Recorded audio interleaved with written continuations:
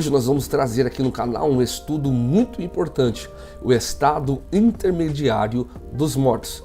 Antes de nós entrarmos nesse estudo, já se inscreva aqui no nosso canal, ative as notificações, fique por dentro de todo o conteúdo que temos postados, porque eu tenho certeza que é um material, é um conteúdo que vai edificar a sua vida e você vai estar nos apoiando a levar a palavra ao nosso ministério também. Então já se inscreve aí, deixa seu comentário, deixa sua curtida, faça aí uso dessa ferramenta que Deus nos deixou, tá bom?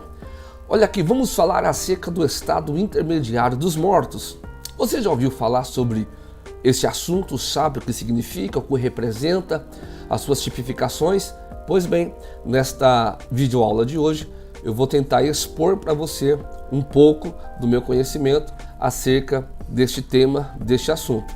Lembrando que o que eu vou dizer aqui é em cima da visão que nós assembleanos temos. Todos sabem que eu congrego na Assembleia de Deus, Ministério do Belém.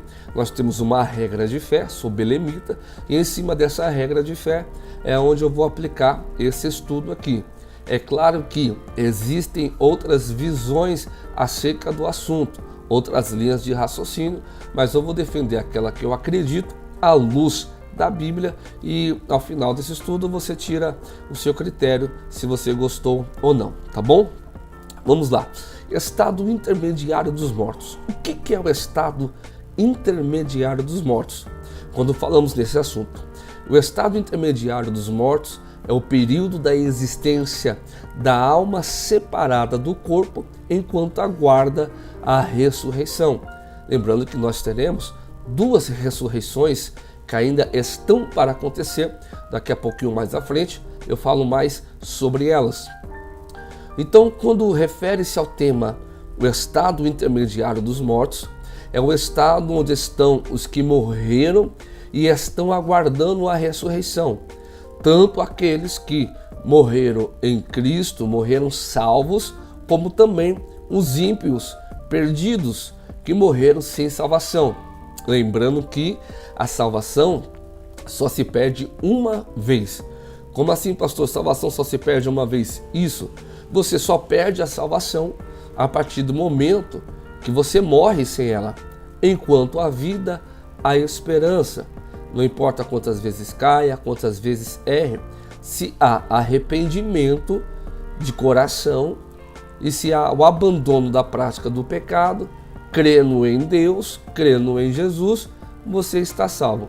Porém, se chegar o momento da morte e você partir sem a salvação, você perdeu ela, porque após a morte não tem como ser salvo. O destino que nós vamos dar após a morte é decidido em vida, ou salvo ou não salvo. Quando nós falamos acerca do estado intermediário dos mortos, é bem comum vir algumas perguntas que você já deve ter ouvido, como por exemplo, existe vida após a morte? O que acontece logo em seguida após aquele momento da morte? Ou, para onde iremos assim que morremos? Quem irá nos levar? Como iremos? Para onde iremos? Eu tenho certeza que após esse estudo, essas perguntas vão ser respondidas com clareza ao seu coração, tá bom? Então tá, quando falamos de morte, precisamos definir aqui nesse vídeo, nessa videoaula, o que é morte. Qual que é a definição de morte? Segundo a medicina, a morte é a paralisação de todos os órgãos vitais, como por exemplo, o coração. Segundo a medicina, quando seu corpo deixa de funcionar, é atestado, é assinado o óbito, é atestado a morte. Agora, segundo a Bíblia, a morte é a separação do corpo e do espírito. Lembrando que nós, pré-tribulacionistas, assembleanos, pentecostais, temos por fé e acreditamos na tricotomia. Nós acreditamos que um homem criado por Deus é um ser tricotômico. Por que o senhor diz isso, pastor? O que é tricotomia? O termo tricotomia significa aquilo que é dividido em três. Então, se eu creio que o homem é um ser tricotômico, é um homem, é um ser formado por 3 elementos. Quais são esses elementos? Corpo, alma e espírito. Nós somos formados por 3 elementos: corpo, alma e espírito. Logo 3, tricotômico ou a tricotomia. Por que nós cremos na tricotomia? Porque Deus nos fez a sua imagem e semelhança. A Bíblia Sagrada diz em Gênesis capítulo 1, versículo 26: façamos o homem conforme a nossa imagem e a nossa semelhança. Se cremos na Trindade de Deus, lembrando que a palavra Trindade não existe na Bíblia, mas nós cremos na triunidade ou na Trindade divina, Trindade santa, logo nós cremos também na tricotomia, o ser humano formado por 3 elementos. Apesar da palavra Trindade não existir na Bíblia, nós temos diversas passagens que justificam Deus como 3 em 1. Por exemplo, o Evangelho de Jesus, segundo escreveu Mateus, capítulo 3, versículos 16 e 17, diz assim, eu vou ler para você: e sendo Jesus batizado, saiu logo da água, e eis que lhe abriram os céus, e viu o Espírito de Deus descendo como pomba e vindo sobre ele. E eis que uma voz do céu dizia: este é o meu Filho amado, em quem me comprazo. Nessa passagem do batismo de Jesus, nós vemos os 3. Deus Pai, aquele a quem disse: esse é meu Filho amado, em quem me comprazo. O Espírito Santo, que é Deus, a terceira pessoa da Trindade, que desceu em forma de pomba corpórea. E a segunda pessoa da Trindade, o Filho de Deus, a saber, Jesus Cristo. Os 3 sendo um. Conforme ele disse em Gênesis 1:26, façamos o homem conforme a nossa imagem e semelhança, um homem formado por 3 elementos: corpo, alma e espírito. Aonde na Bíblia fala que nós somos um ser tricotômico?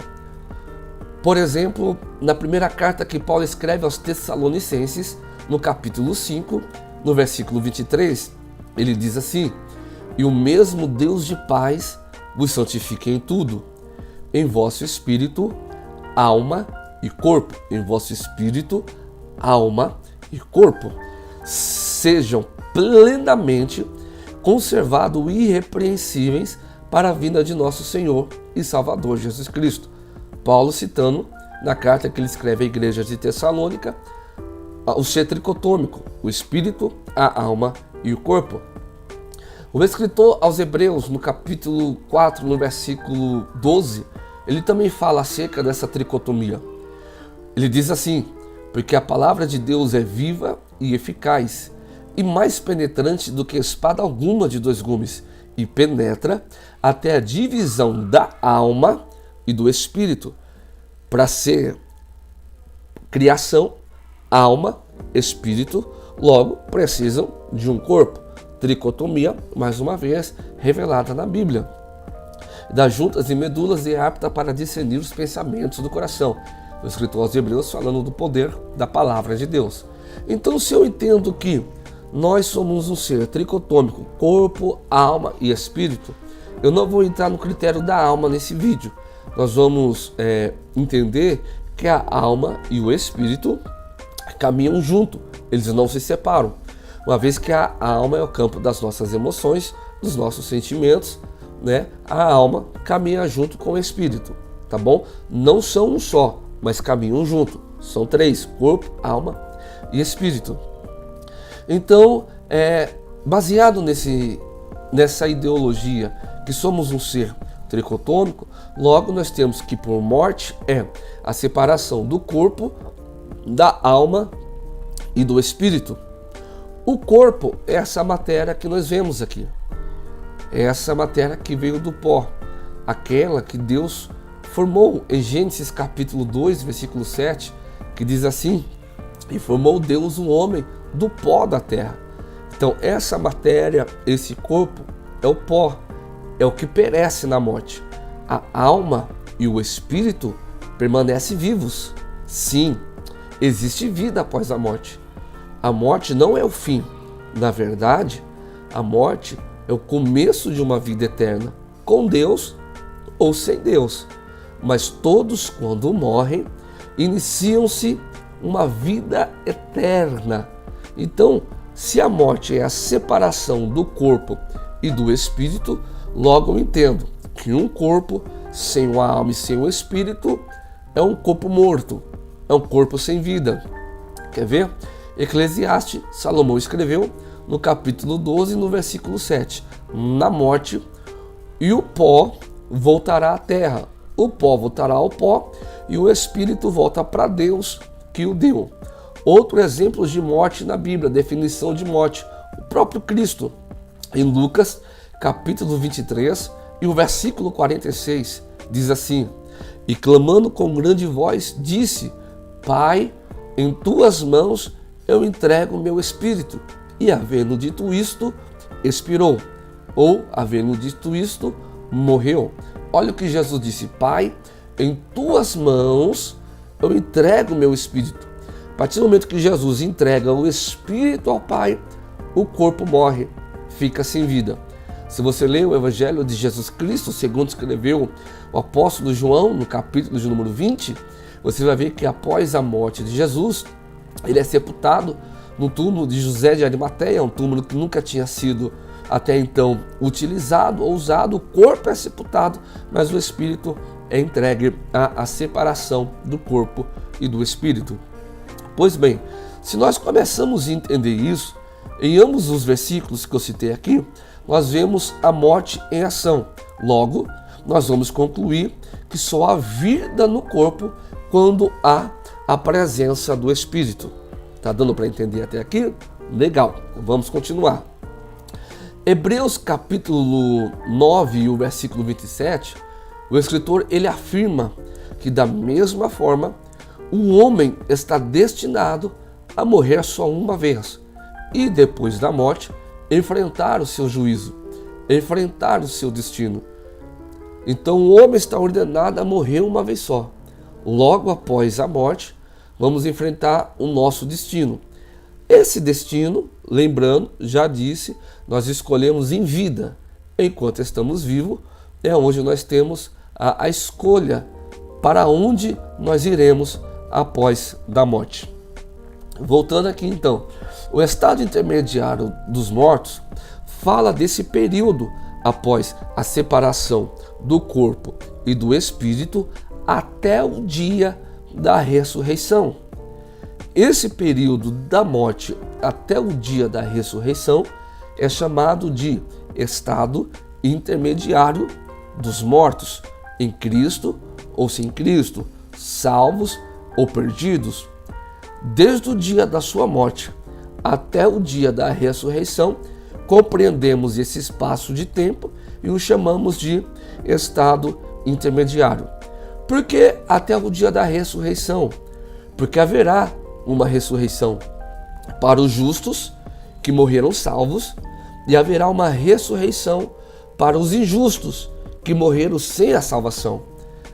Está na Bíblia e eu vou ler para você. Evangelho segundo escreveu João de novo, capítulo 5, do versículo 26 ao 29, diz assim: não vos maravilheis distos, porque vem a hora em que todos os que estão nos sepulcros, todos que morreram estão sepultados, ouvirão a sua voz. E os que fizeram bem sairão para a ressurreição da vida, e os que fizeram mal para a ressurreição da condenação. O que Jesus está dizendo? Olha, não fica maravilhado com isso, porque todos que morreram ouvirão a sua voz, ouvirão a voz. E quando ouvir essa voz, ressuscitarão. Os justos ressuscitarão para a vida e os injustos ressuscitarão para a sua condenação. Tá bom? Então aqui, esse texto deixa claro para nós que após a morte nós vamos ter dois grupos. O primeiro grupo são aqueles que morreram salvos, aqueles que morreram acreditando em Deus, desde Adão até o dia do arrebatamento, os que morreram salvos.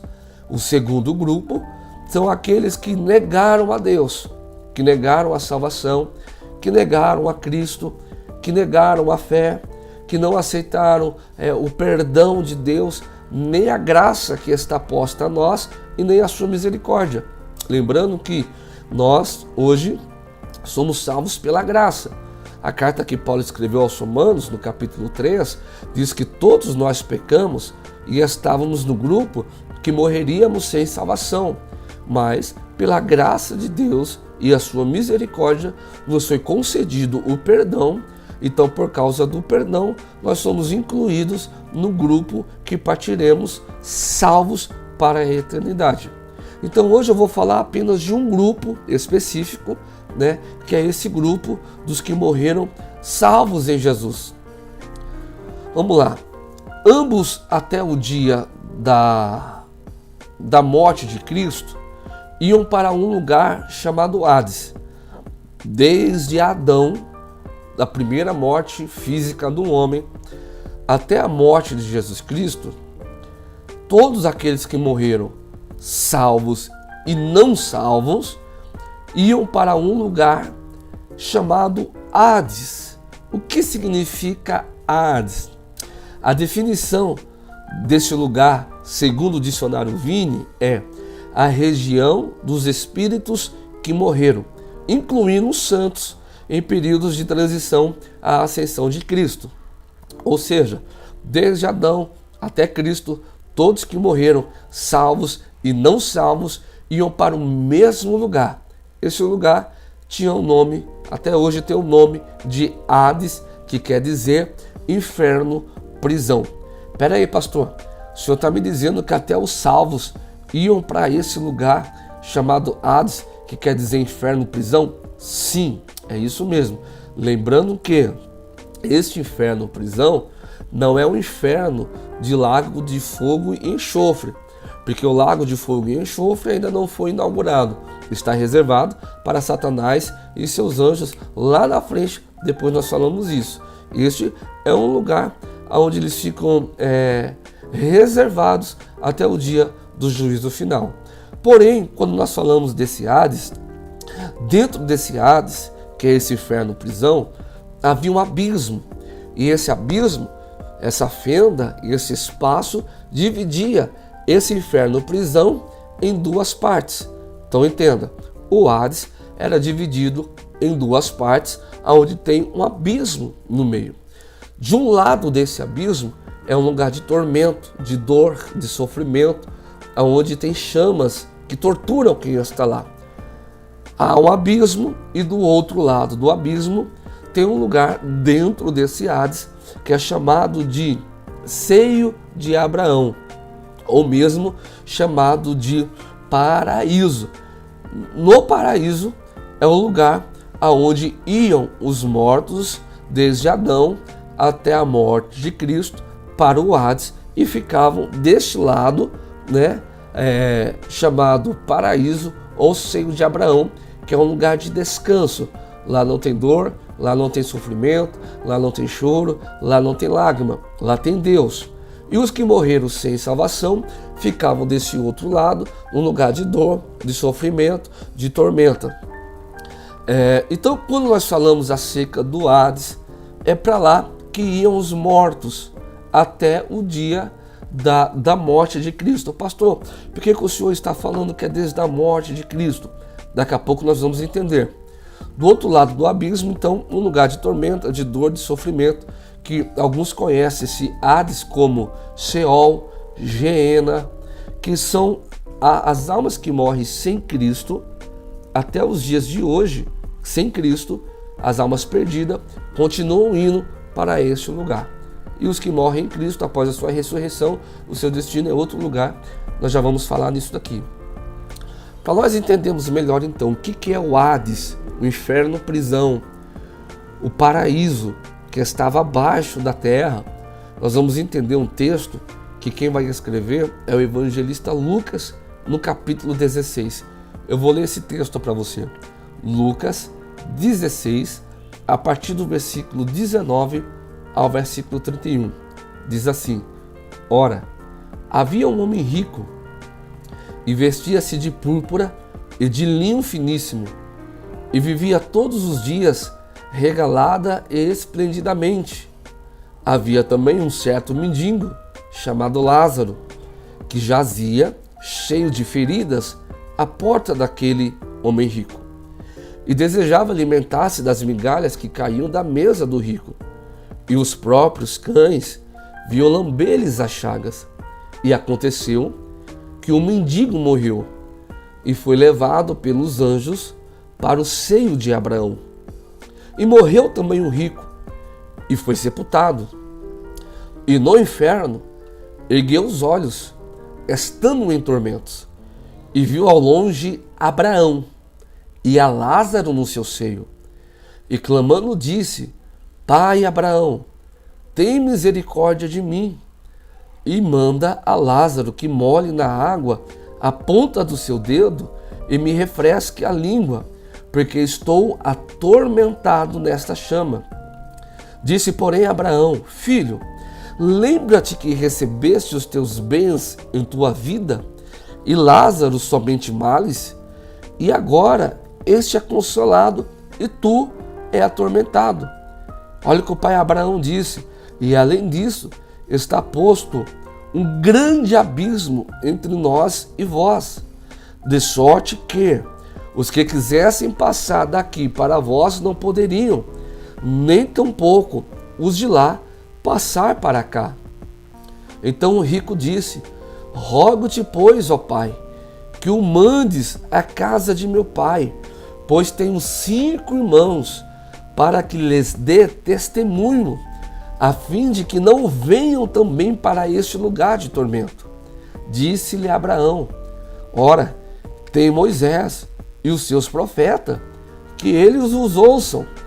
E disse ele: Não, pai Abraão, mas se algum dentre os mortos fosse ter com eles, arrepender-se-iam. Porém, Abraão lhe disse: Se não ouvem a Moisés e aos profetas, tampouco acreditarão, ainda que alguns dos mortos ressuscite. Pois bem, com certeza aí na sua Bíblia vai estar escrito na epígrafe desse texto a parábola do rico e do Lázaro. Mas deixa eu te dizer uma coisa: isto não é uma parábola. Pastor, a Bíblia está errada? Não, a Bíblia não está errada. Mas em algum momento da tradução acabaram incluindo na epígrafe desse texto o nome parábola, mas não é uma parábola. Por que, pastor, o senhor disse que não é uma parábola? Pelo simples fato que Jesus usava como metodologia as parábolas para ensinamentos, tanto para os indoutos quanto para os doutos também. E as parábolas que Jesus contou têm por si uma característica. E qual que é essa característica? Todas as parábolas contadas por Jesus não têm nome próprio. Ele não cita nome em suas parábolas. Por exemplo, se você abrir a sua Bíblia, no Evangelho de Jesus Cristo, segundo escreveu Lucas, capítulo 15, você vai ver a parábola do filho pródigo, do pai, do irmão mais velho, dos servos. Não tem nome próprio. Ainda no capítulo 15, ele conta a história de uma mulher que tinha 10 dracmas, perdeu uma, chamou as vizinhas e as amigas, mas ele não cita nome próprio, porque é uma parábola, é uma história que Jesus contou para ilustrar alguma situação. Por exemplo, Lucas 15 ainda tem a parábola do pastor e das 100 ovelhas, aquela história que uma ovelha se perdeu. Ele não fala o nome do pastor, porque é uma história ilustrativa. Porém, Jesus continua falando a parábola do mordomo infiel, não tem nome. A parábola do dono da vinha, em Mateus capítulo 20, que saiu à procura de trabalhadores, não tem nome próprio. Porém, aqui nesse texto de Lucas, capítulo de número 16, não é uma parábola, porque ele cita alguns nomes próprios. Por exemplo, ele cita o nome de Lázaro. Lembrando que esse Lázaro não é o Lázaro que ressuscitou lá em João capítulo 11, é um outro Lázaro. Ele cita o nome de Abraão. Abraão, a pessoa que realmente existiu, pai Abraão. Ele cita um diálogo entre os que estão no inferno e o pai Abraão que está no paraíso. Ele também cita o nome de Moisés. Então perceba, com a citação dos nomes próprios, essa história que Jesus contou não é uma parábola, mas sim é uma história real. Isso que Jesus contou aconteceu. É de fato uma história baseada em fatos reais também. Quando nós lemos esse texto, então, de Lucas capítulo 15, nós vamos entender algumas coisas acerca deste paraíso e acerca desse inferno-prisão. Por exemplo, nós vamos entender que o paraíso é um lugar de descanso. Então, os que morreram desde Adão até Cristo desciam para esse Hades e ficavam nesse lugar chamado seio de Abraão ou paraíso, lugar de descanso, lugar de delícia. Outra conclusão que nós temos com esse texto é que o inferno é um lugar de tormento em meio a chamas. Olha o que o rico disse: Pai Abraão, eu estou atormentado em chamas. Peça que o Lázaro molhe a ponta do dedo na água e passe na minha língua. Ele está atormentado pelo fogo, atormentado pela chama. Outra resposta é uma questão muito importante. Há quem diga que após a morte nós perderemos nossas memórias e nossa consciência. Esse texto deixa bem claro que mesmo após a morte, e mesmo ele morrendo sem salvação e no inferno, lembrou de sua casa, lembrou que tinha 5 irmãos e lembrou que a sua família precisava ser alertada sobre este lugar. Com isso, nós concluímos que depois da morte, nós não perdemos as nossas consciências. Porém, há uma diferenciação. Os que morreram sem Cristo, que morreram sem salvação, se lembrarão de todas as coisas que foram feitas em vida em seu estado de consciência.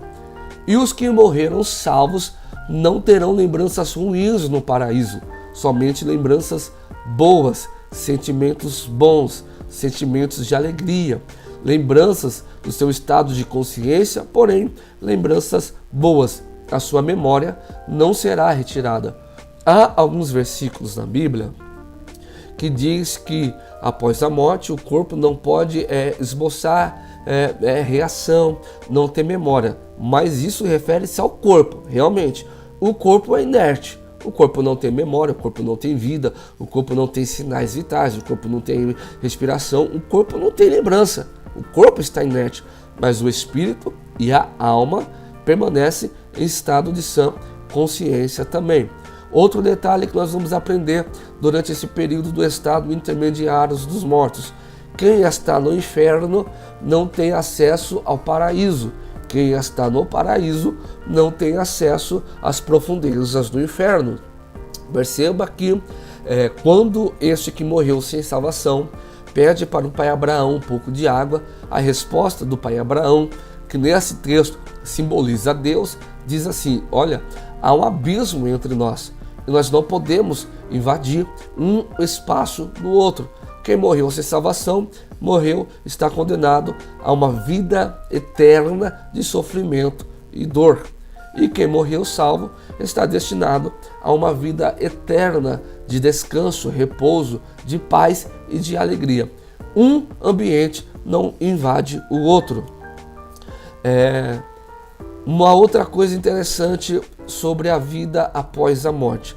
No momento da morte, irmãos, dá licença aqui. Oh glória, a água é muito bom.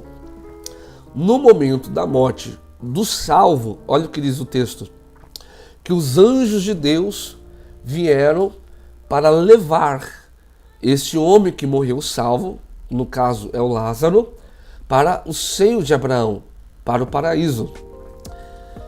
Isso aqui é muito profundo e preste muita atenção no que eu vou te dizer. Na hora da morte, Deus não abandona os seus filhos. Na hora da morte, Deus não abandona aquele a quem Ele ama.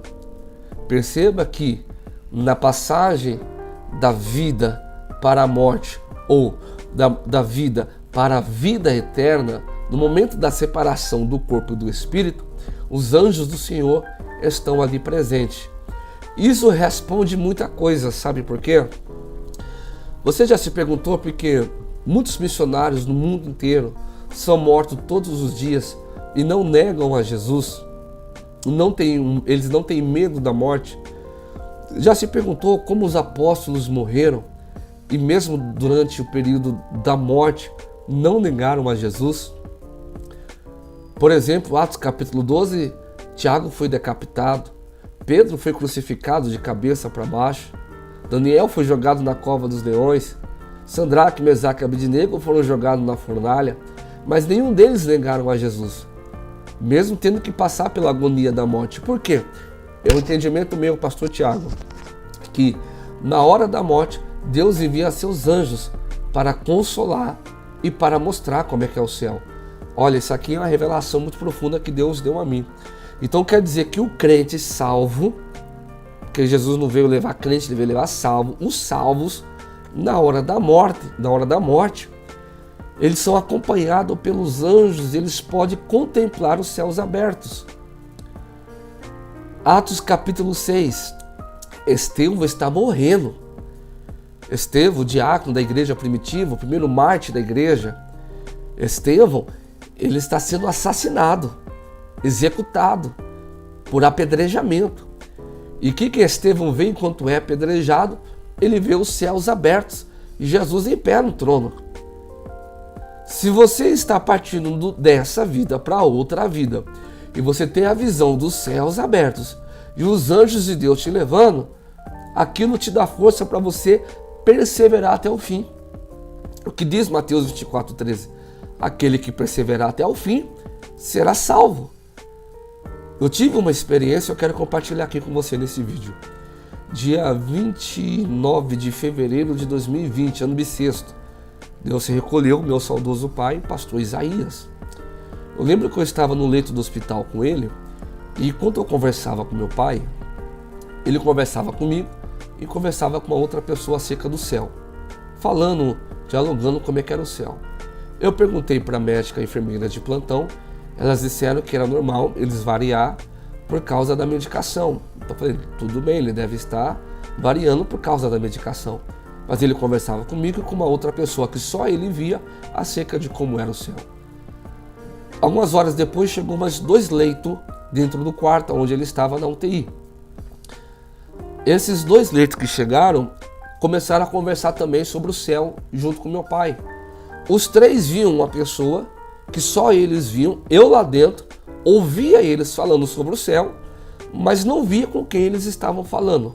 Pois bem, isso foi entre quinta e sexta-feira. No sábado, Deus se recolheu meu pai para a glória. No mesmo dia que Deus se recolheu meu pai, aqueles outros 2 que estavam no quarto dele também entraram em óbito. Deus recolheu os 3. Eu concluí com esse texto que eu estou dizendo aqui. Deus envia seus anjos para consolar, fortalecer e mostrar o que espera do outro lado.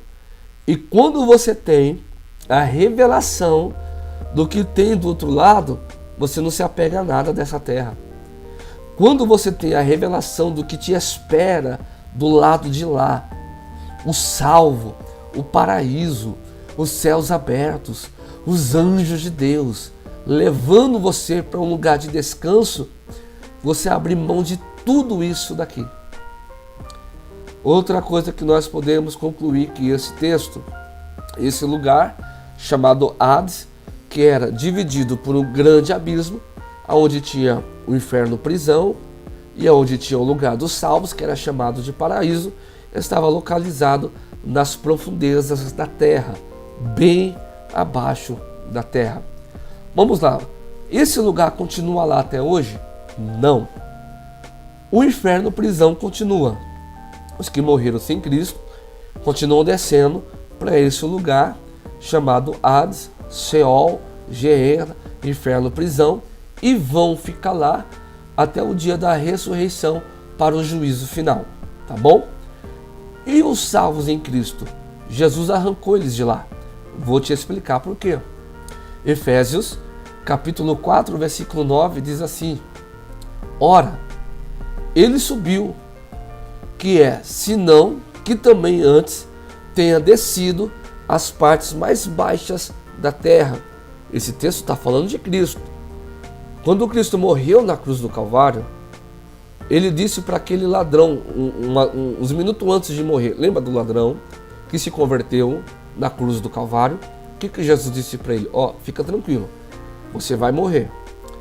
A sua morte é a consequência do seu pecado, é a consequência do teu erro. A consequência eu não vou tirar, a consequência você vai ter que enfrentar, que é a morte de cruz.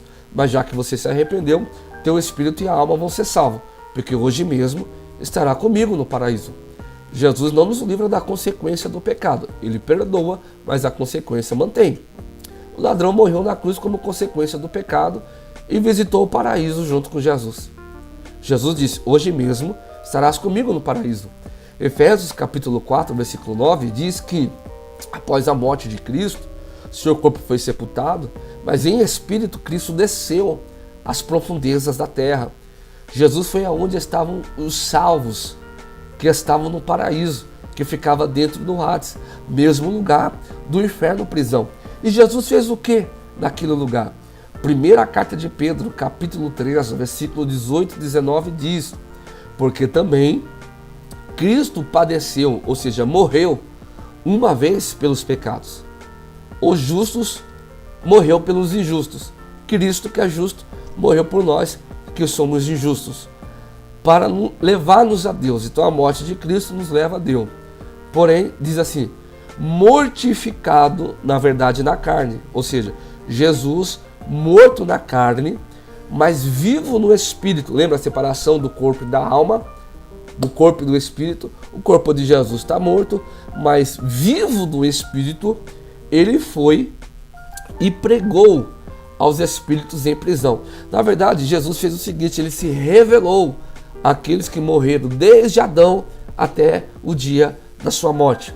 Porque Cristo só foi revelado no Novo Testamento. E as pessoas que morreram antes não conheciam a Cristo. Cristo se revela para eles dizendo, olha, eu sou o Filho de Deus. Jesus vai até o paraíso, as profundezas do inferno, ali no Hades, onde estava o paraíso, e prega para os espíritos que morreram sem conhecer a Cristo. Ele se revela naquele momento. O que Jesus fez depois que pregou? Jesus falou assim, a partir de agora, o paraíso não será mais embaixo, o paraíso será em cima. Lembrando que nós temos 3 céus. O primeiro céu é esse céu que nós vemos, que é o céu onde nós vemos as estrelas, as nuvens. O segundo céu é o espaço sideral, onde estão os corpos celestes. E o terceiro céu, onde está a glória de Deus. Paulo disse, eu subi até o terceiro céu. Se dentro do corpo ou fora do corpo, eu não sei, mas eu não queria voltar de lá. Se eu fosse Paulo, também não ia querer voltar de lá. Mas então, quando Jesus morre, ele vai até as profundezas e retira esse seio de Abraão, esse paraíso que está embaixo. Olha o que diz a Bíblia.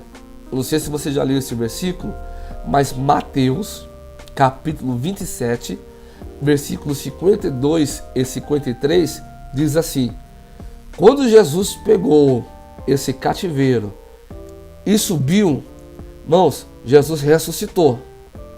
Jesus é a primícia da ressurreição.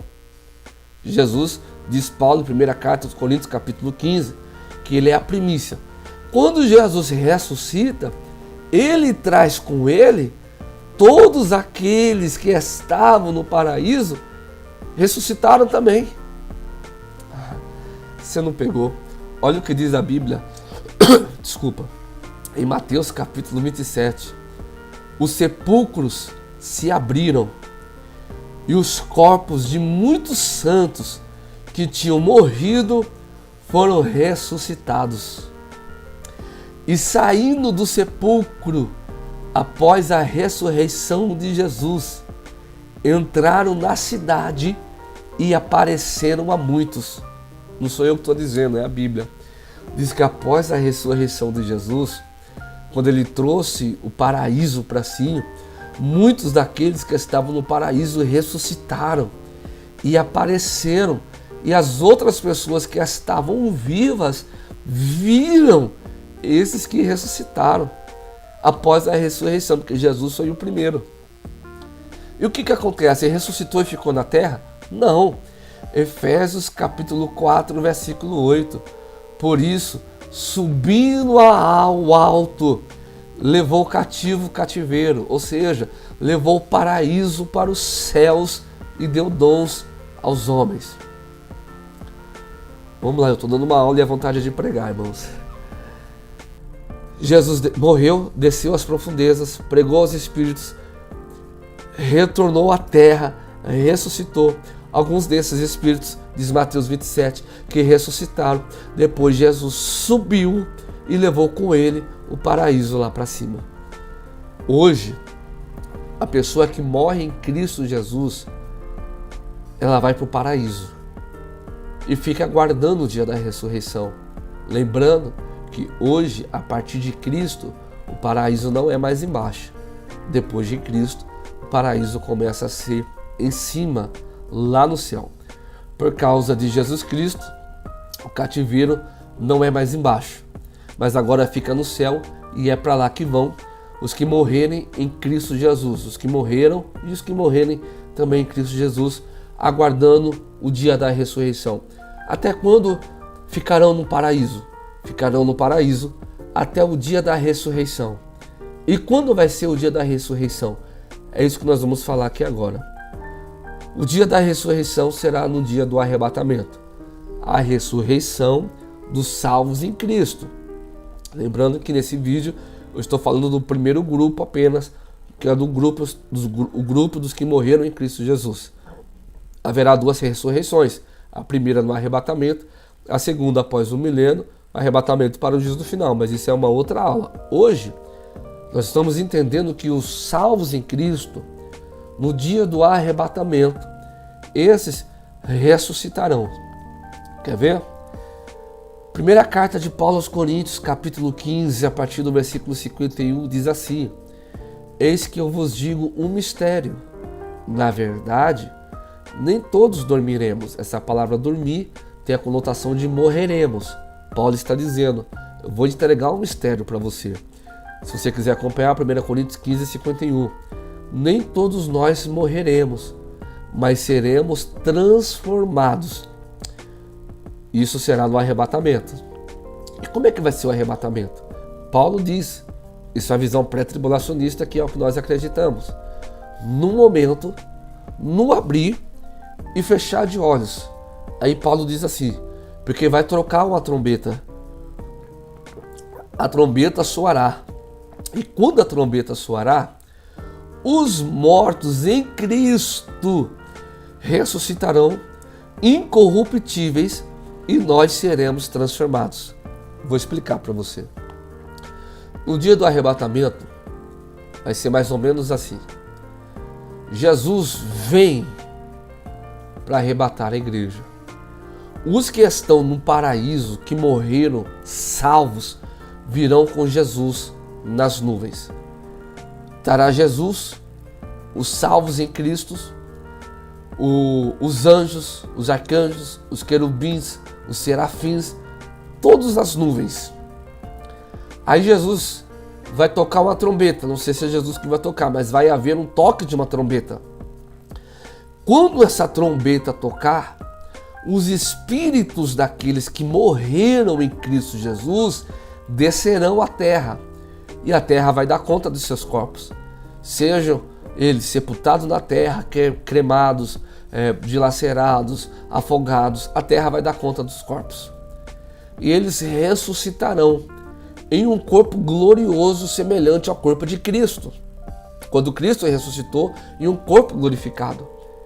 Então a trombeta toca, quando a trombeta toca, os espíritos dos que morreram em Cristo Jesus descem e ressuscitam em um corpo glorificado. E nós? Nós somos depois. Depois dessa ressurreição, é muita gente para ressuscitar, mas vai acontecer assim, no abrir e fechar de olhos. Depois que eles ressuscitarem, Paulo diz assim, e nós que estamos vivos, porque eu creio que nós somos a geração do arrebatamento, não experimentaremos a morte. Nós que estamos vivos, seremos transformados também em um corpo glorificado. Eu vou continuar lendo o texto para você entender. Porque convém que isto que é corruptível se revista da incorruptibilidade, e isto que é mortal se revista da imortalidade.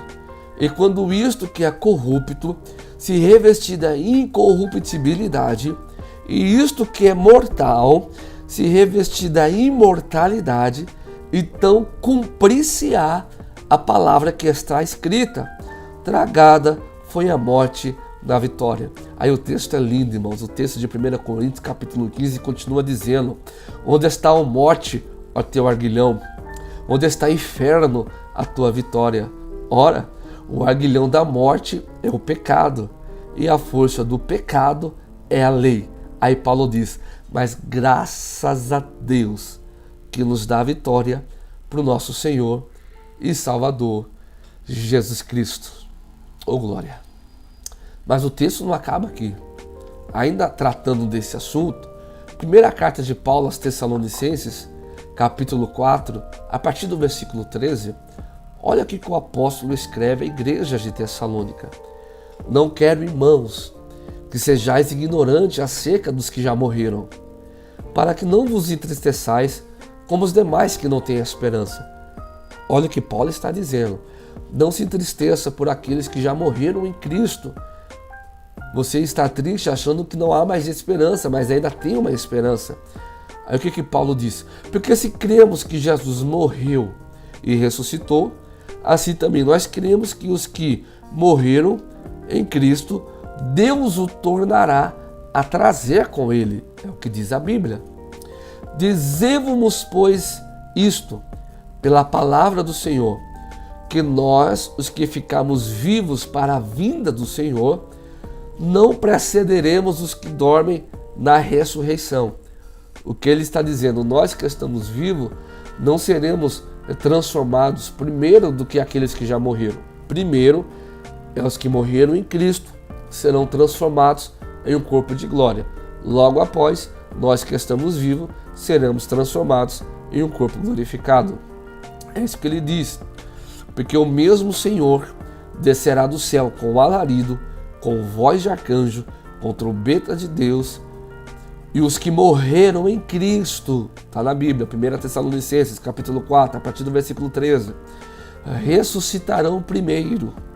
Depois nós, os que ficarmos vivos, seremos arrebatados juntamente com eles nas nuvens a encontrar com o Senhor nos ares. Olha essa revelação.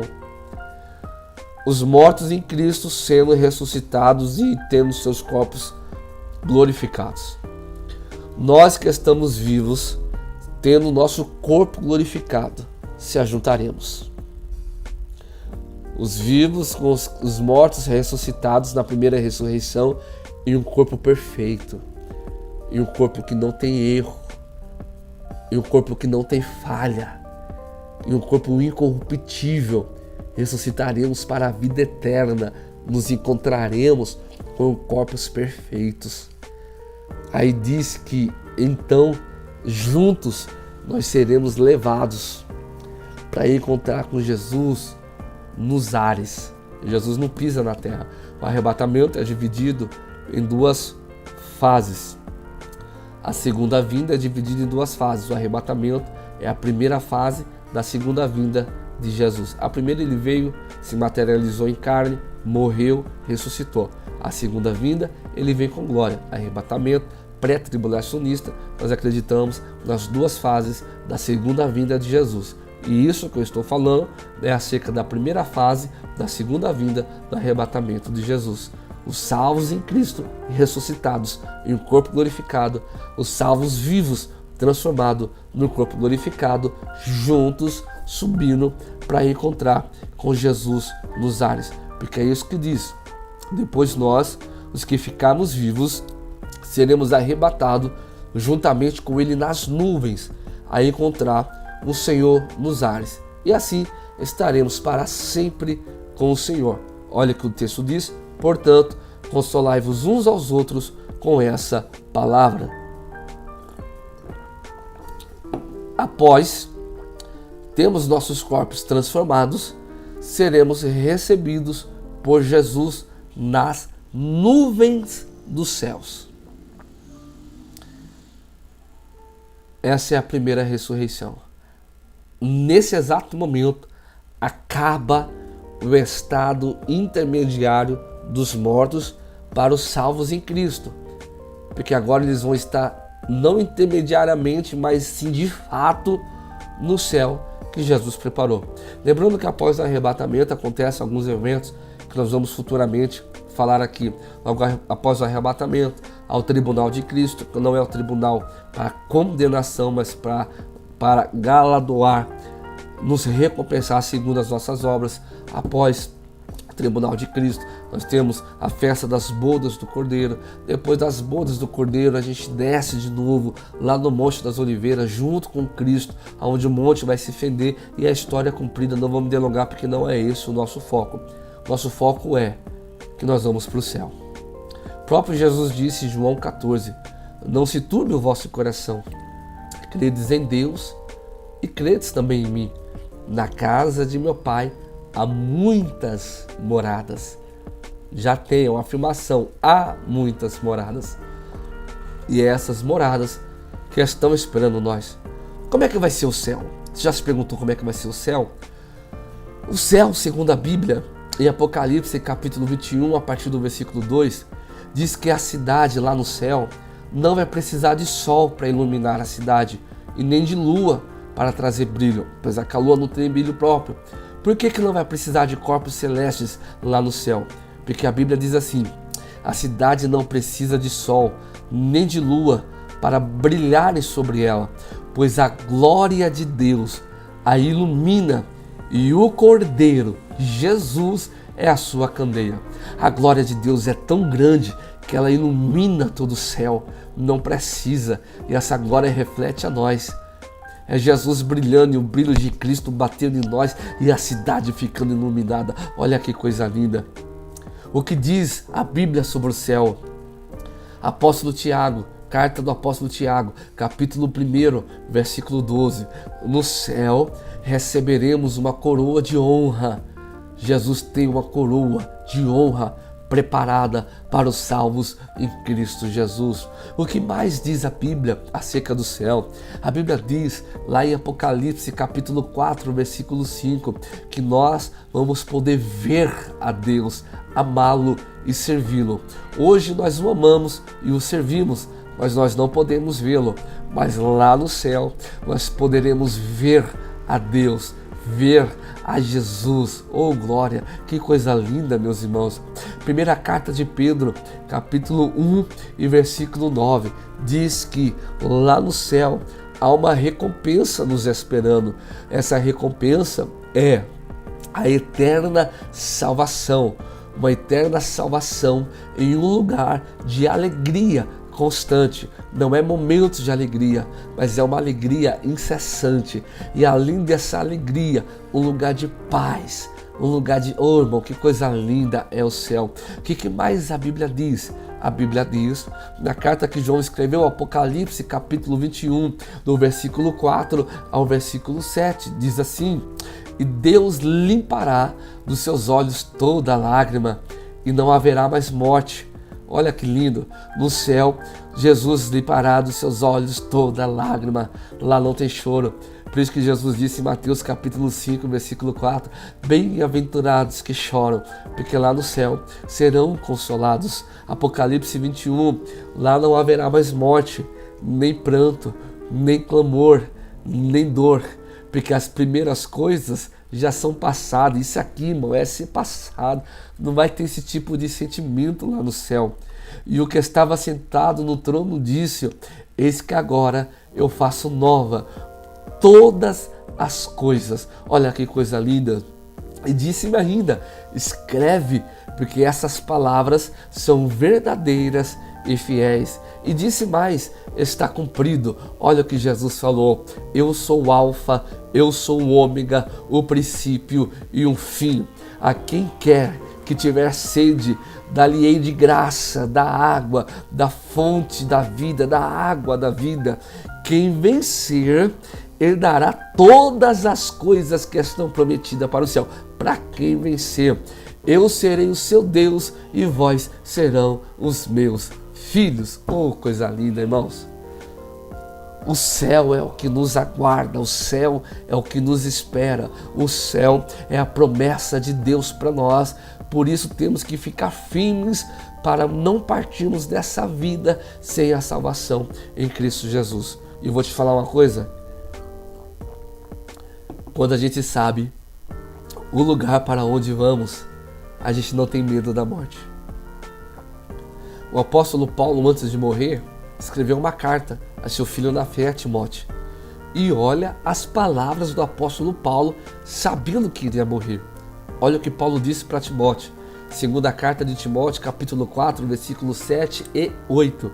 Timóteo, meu filho, combati o bom combate, acabei a carreira e guardei a fé.